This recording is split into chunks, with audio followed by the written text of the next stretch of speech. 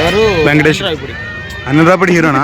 అనిల్ రావిపూడి వస్తాడు చూడు సినిమాలో, ఆ సాంగ్ లో ఉంది కదా యాక్చువల్లీ అలా ఇద్దరు కలిసి చేశారు.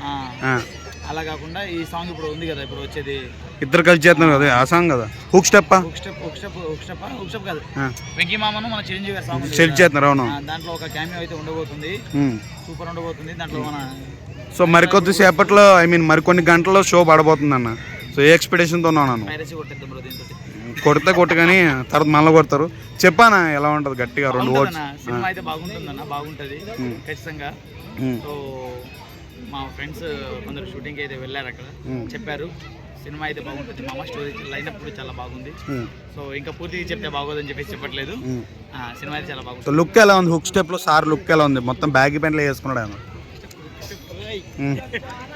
బాగుంది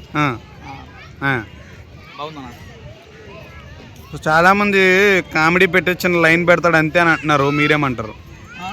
అనిల్ రావిపూడి గారు జస్ట్ జబర్దస్త్ కిట్ లా ఉంటాయి, ఏం ఉండదు అంత పెద్దగా కూడా అంటున్నారు. అంత పెద్దగా ఉండదు అని అనుకోకండి, ఖచ్చితంగా ఉంటుంది బ్రో పక్క. రాజాసాబ్ దెబ్బేస్తుంది కదా, దీనికన్నా వర్కౌట్ అవుతుందా? దేని స్థాయి దాని అంటావా?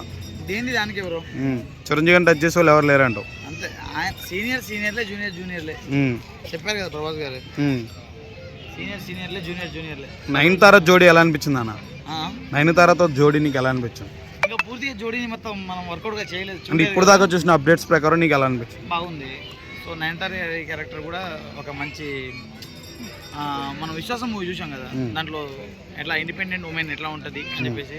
సో దీంట్లో కూడా అలా ఇండిపెండెంట్ గా ఉంటుంది. మొత్తం స్టోరీ అయితే చెప్పొద్దా నేను? చెప్పదు. సో వెంకటేష్ గారు త్రూ అవుట్ ఉంటారంటావా, ఏదైనా మధ్యలో వచ్చి వెళ్ళిపోతారు? వెంకటేష్ గారి క్యారెక్టర్ టోటల్ కలిపి సాంగ్తో తీసేసి సాంగ్తో కలిపి మొత్తం అయితే 8 నిమిషాలు 10 నిమిషాలు 10 మినిట్స్ ఉండబోతుందని చెప్పేసి చెప్పారు. వెంకీ మామ ఉన్నప్పుడు ఒక చిన్న ఫైట్ కూడా ఉందేమో అని చెప్పేసి నా ఉద్దేశం. అంటే ఎలా ఏదైనా సేవ్ చేస్తాడంటావా లైన్లో? నీకు ఏమైనా అనిపిస్తుందా సేవ్ చేయడం కొత్తాడు స్టోరీలో? లాగ్ కాకుండా లాగుతాడు. సో తమన్ గారు దీన్ని దెబ్బేస్తారు రాజాసాబ్ని.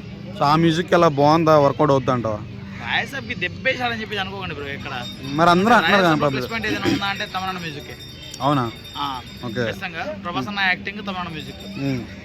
కాకపోతే బ్యాక్గ్రౌండ్ స్కోర్ ఎక్కడ ఇవ్వాలి అన్నట్టుగా కాకుండా ఎక్కడ ఇస్తే బాగుంటుంది అని ఇచ్చాడు, అది హైలైట్. ఇంకోటి ఏంటంటే అదేదో సాంగ్ రాజాసాబ్ కిలికిలి ఆ సాంగ్ ఉంది కదా, స్టార్టింగ్ లో విన్నప్పుడు కొంచెం డిస్టర్బ్ చేశాడేమో, సాంగ్ ని గుడిపిచ్చేసాడేమో అనుకున్నాం, కానీ ఆ తర్వాత ఎక్కింది సాంగ్ కూడా. సో ఇది మ్యూజిక్ పరంగా బాగుందా ఇప్పుడు దాకా వచ్చిన మ్యూజిక్ ప్రకారం? బాగుంది bro music all over okay, కానీ జర స్టోరీ కొంచెం రాజాసాబ్ కూడా కొంచెం లో అవ్వడం జరిగింది. అందుకే విలా నెంబర్ 17 దగ్గర చాలా మంది ఉన్నారు. అంతేండా?